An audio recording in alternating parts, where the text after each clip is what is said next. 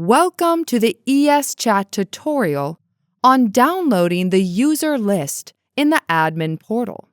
This tutorial will demonstrate how to download the user list for an entire customer account or specific customer department.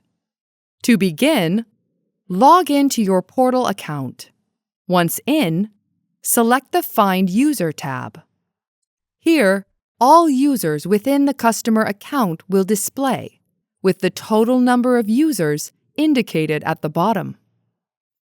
To download all users within a customer account, select Export All Users. The user report file will download to your computer with a list of all users and their settings information. The list will download in a file format that can be easily shared and opened in spreadsheet software, allowing administrators ease of access to internal review and record keeping. To download users within a specific customer department, select the search box. See the suggested options appear.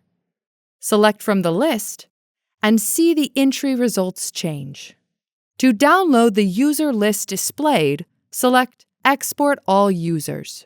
As before, the user report file will download to your computer with a list of all department-specific users and their settings information.